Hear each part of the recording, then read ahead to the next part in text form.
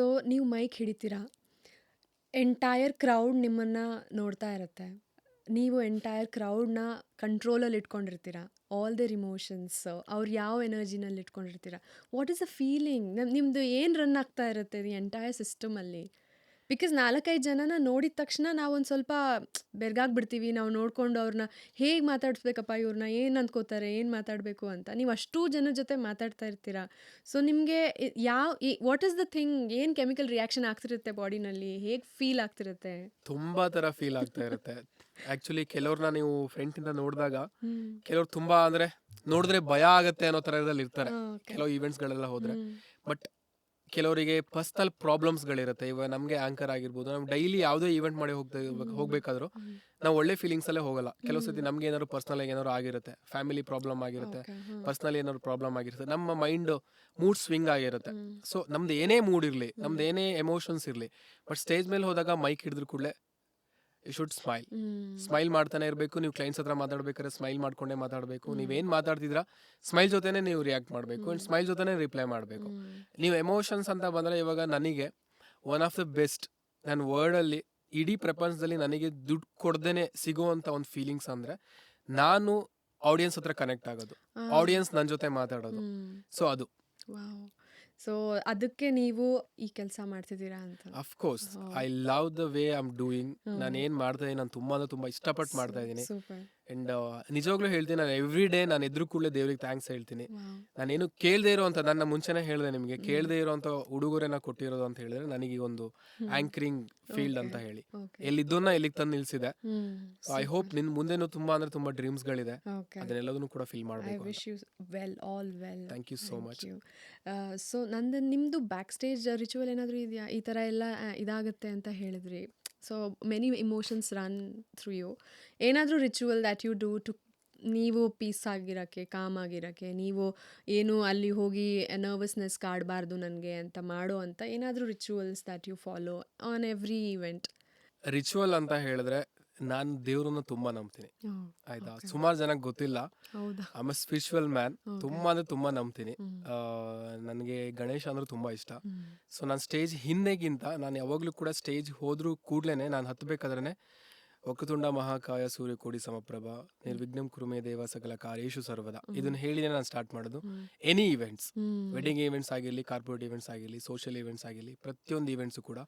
And ನನಗೆ ಈ events ತುಂಬಾ ಕಷ್ಟ ಆಗ್ತಾ ಇದೆ ಅಂತ ನನಗೆ ಏನಾದ್ರು ಫೀಲ್ ಆಯ್ತು ಅಂತ ಹೇಳಿದ್ರೆ ಇನ್ನೊಂದು ಮಂತ್ರ ಇದೆ. ಸೊ ಅದನ್ನ ನಾನು ಚಾಂಟ್ ಮಾಡ್ತೀನಿ. ತುಂಬಾ ಎಫೆಕ್ಟಿವ್ ಆಗಿರುವಂಥದ್ದು. ಬರೀ ಇದಕ್ಕೆ ಮಾತ್ರ ಅಲ್ಲ, ತುಂಬಾ ಕಡೆ ನಾನು ಇದನ್ನ ಯೂಸ್ ಕೂಡ ಮಾಡಿದ್ದೀನಿ.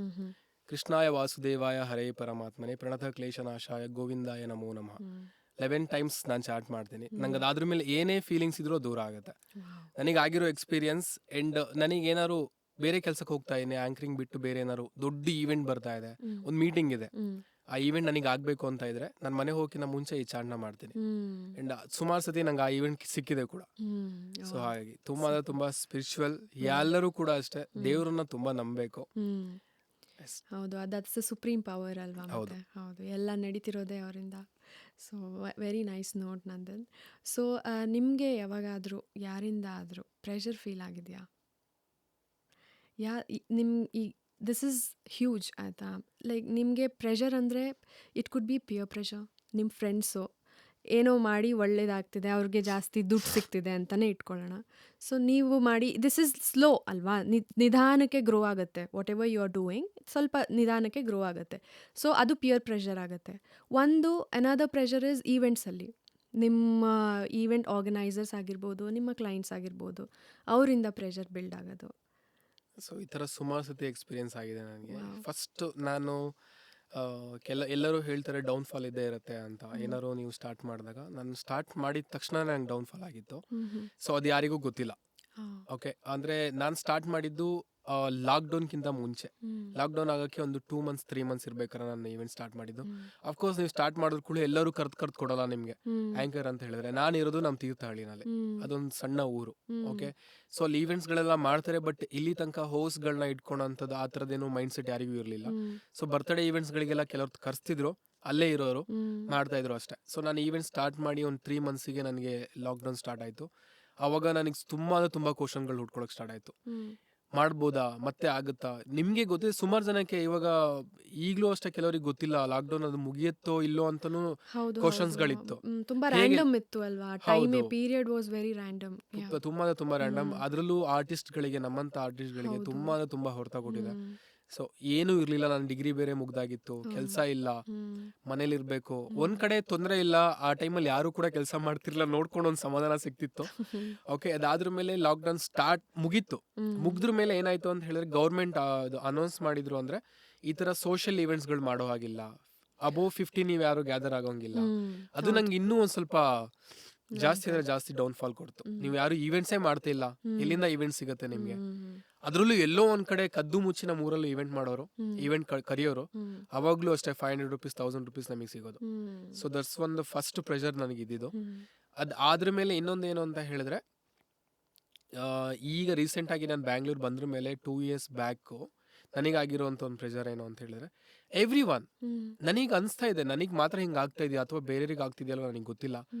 ಕಾಲ್ ಮಾಡಿ ಯಾರು ಈವೆಂಟ್ಸ್ ಬುಕ್ ಮಾಡ್ತಾರೆ, ಬುಕ್ ಮಾಡಿ 2 days ಈಗ ಈವೆಂಟ್ಸ್ ಇದೆ, ಇನ್ 2 days ಅಲ್ಲಿ ಈವೆಂಟ್ಸ್ ಇದೆ ಅಂತ ಹೇಳಿದ್ರೆ ಫೋನ್ ಮಾಡಿಬಿಟ್ಟು ಏನೋ ಒಂದು ರೀಸನ್ ಹೇಳಿ ಕ್ಯಾನ್ಸಲ್ ಮಾಡ್ಕೊಳ್ಳೋರು. ಓಕೆ, ಅಂದ್ರೆ ಏನಾದ್ರು ಒಂದು ರೀಸನ್ ಹೇಳಿ. ಆಮೇಲೆ ನಮಗೆ ಕೆಲವ್ರು ಹೇಳ್ತಾರೆ ಇಲ್ಲ ಅವ್ರಿಗೆ ಫೀಮೇಲ್ ಆಂಕರೇ ಬೇಕಂತೆ, ಮೇಲ್ ಆಂಕರ್ ಬೇಡ ಅಂತೆ, ಫೀಮೇಲ್ ಆಂಕರ್ ಬೇಕಂತೆ, ಮೇಲ್ ಆಂಕರ್ ಬೇಡ ಅಂತೆ.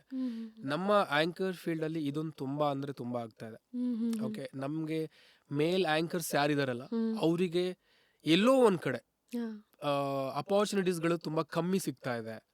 ಓಕೆ, ಎಲ್ಲರೂ ಕೂಡ ಫಿಮೇಲ್ ಆಂಕರ್ಸ್ ನ ಕೇಳ್ತಾರೆ, ಫಿಮೇಲ್ ಆಂಕರ್ಸೇ ಬೇಕು ಅಂತಾರೆ.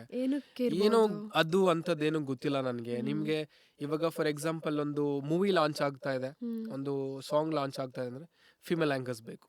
ಪ್ರೊಡ್ಯೂಸರ್ಗಳು ಬರೀ ಫಿಮೇಲ್ ಆಂಕರ್ಸ್ ಮಾತ್ರ ಕೇಳ್ತಾ ಇದ್ದಾರೆ.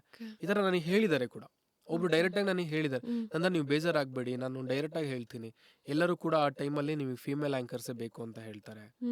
ನಾನು ಈ ಮೂಮೆಂಟ್ ಅಲ್ಲಿ ನಾನು ನನ್ನ ತಮ್ಮನ ಹತ್ರ ಈ ಮಾತನ್ನ ಹೇಳ್ಕೊಂಡು ಹತ್ತಿದ್ದೀನಿ. ತುಂಬಾ ಈವೆಂಟ್ಸ್ಗಳು ಬಂದು ನನಗೆ ಕ್ಯಾನ್ಸಲ್ ಆಗಿದ್ದಿದೆ. ಓಕೆ, ತುಂಬಾ ಅಂದ್ರೆ ತುಂಬಾ ಈವೆಂಟ್ಸ್ಗಳು. ಇವಾಗ ಒಂದ್ ಮಂತ್ ಅಲ್ಲಿ ನನಗೆ ಒಂದು 15 ಈವೆಂಟ್ಸ್ ಬರ್ತಿದೆ ಅಂತ ಅನ್ಕೊಳ್ಳಿ, ಅದ್ರಲ್ಲಿ ಒಂದು 10 ಈವೆಂಟ್ಸ್ ಇದೇ ತರ ಕ್ಯಾನ್ಸಲ್ ಆಗ್ತಿತ್ತು. 10 ಈವೆಂಟ್ಸ್ ಆ ತರ. ಸುಮಾರು ಜನ ಹೇಳ್ದವರು ಇದಾರೆ, ಬೇಡ ಇದಾಗಲ್ಲ, ಬರೀ ಅವ್ರ ಫಿಮೇಲ್ಸಿಗೆ ಮಾತ್ರ, ನೀವು ಚೇಂಜ್ ಮಾಡ್ಕೋ, ಬೇರೆದೇನಾದ್ರು ಮಾಡು, ಹಾ ಆ ತರದ ನನಗೆ ಹೇಳ್ದವರು ಇದಾರೆ. ಆದ್ರೆ ನಾನು ಯಾವತ್ತೂ ಕೂಡ ಎಲ್ಲೂ ನಾನು ಗಿವ್ ಅಪ್ ಮಾಡ್ಲಿಲ್ಲ. ನಾನು 6 years ಇಂದ ಮಾಡ್ಕೊಂಡು ಬರ್ತಾ ಇದೀನಿ, ಕಂಟಿನ್ಯೂಸ್ ಆಗಿ ಮಾಡ್ತಾ ಬರ್ತಾ ಇದೀನಿ. ಅಫ್ಕೋರ್ಸ್ ಎವ್ರಿ ಮಂತ್ ನನಗೆ ಈವೆಂಟ್ಸ್ ಇರಲ್ಲ. ಓಕೆ, ಇವಾಗ ಸೀಸನ್ಸ್ ಅಂತ ಇರುತ್ತೆ, ಪಿತೃಪಕ್ಷ ಅಂತ ಇರುತ್ತೆ, ಆಷಾಢ ಅಂತ ಇರುತ್ತೆ, ಅವಾಗ ಈವೆಂಟ್ಸ್ ಗಳು ಮಾಡಲ್ಲ. ಈ ಪಿತೃಪಕ್ಷದಲ್ಲಿ ಈವೆಂಟ್ಸ್ ಗಳು ಮಾಡಲ್ಲ, ಶುಭ ಕಾರ್ಯಗಳಲ್ಲಿ ಯಾವಾಗ್ಲೂ ಮಾಡಲ್ಲ. ಅದ್ರಲ್ಲಿ ಮಾತ್ರ ನಮಗೆ ಈವೆಂಟ್ಸ್ ಕರೀತಾರೆ. ಓಕೆ, ಸೊ ಹಾಗಾಗಿ ಕೆಲವೊಂದು ಈವೆಂಟ್ಸ್ ಗಳು ಸಿಗುತ್ತೆ, ಕೆಲವೊಂದು ಈವೆಂಟ್ಸ್ ಸಿಗಲ್ಲ. ಬಟ್ ನನಗೆ ಏನ್ ಗೊತ್ತಾ, ನಾನು ಎಷ್ಟು ಅರ್ನ್ ಮಾಡ್ತಾ ಇದೀನಲ್ಲ ಅದ್ ನನಗೆ ಖುಷಿ ಇದೆ. ನಾನು ಇಷ್ಟಪಟ್ಟು ಮಾಡ್ತಾ ಇದೀನಿ, ನನ್ ತುಂಬಾ ಇಷ್ಟ ಆಗಿರೋ ಕೆಲಸ, ಇಷ್ಟಪಟ್ಟು ಮಾಡ್ತಾ ಇದೀನಿ ಅನ್ನೋದೊಂದು ಖುಷಿ ಇದೆ ಅಷ್ಟೇ. ಪ್ರೆಷರ್ ಅಂದ್ರೆ ಇದೇ ತರ. ಅದ್ ಬಿಟ್ಟು ನಾನು ಯಾರನ್ನು ನೋಡಿ ಅಯ್ಯೋ ಅವ್ರು ಅಷ್ಟು ಈವೆಂಟ್ ಮಾಡ್ತಾ ಇದಾರೆ, ನನಗೆ ಯಾಕೆ ಈವೆಂಟ್ ಸಿಗ್ತಾ ಇಲ್ಲ, ಅವ್ರು ಅಷ್ಟು ದುಡ್ಡು ಮಾಡ್ತಾ ಇದಾರೆ, ನನಗೆ ಯಾಕೆ ದುಡ್ಡು ಸಿಗ್ತಾ ಇಲ್ಲ, ನನಗೆ ಯಾವತ್ತೂ ಅದರ ಫೀಲ್ ಆಗಿಲ್ಲ. ವಾಟ್ ದೇ ಡಿಸರ್ವ್ ಅವ್ರಿಗೆ ಸಿಗ್ತಾ ಇದೆ, ನನಗೇನ್ ಡಿಸರ್ವ್ ಇದೀನಿ ನನಗೆ ಸಿಗ್ತಾ ಇದೆ. ದೇವ್ರು ಇಷ್ಟು ಕೊಟ್ಟಿದ್ದಾನೆ, ಅದ್ರಲ್ಲಿ ಖುಷಿಯಾಗಿದ್ದೀನಿ, ಮುಂದೆನೂ ಖುಷಿಯಾಗಿರ್ತೀನಿ. ಅಂಡ್ ಮುಂದೆ ಏನ್ ಆಗ್ಬೇಕು ಅನ್ನೋದ್ರ ಬಗ್ಗೆ ನಾನು ವರ್ಕ್ ಮಾಡ್ತಾ ಇದ್ದೀನಿ. I hope one day I will reach ಅಂತ. Yes, definitely you will reach. Your dream will ever come true. Thank you so much. You're amazing.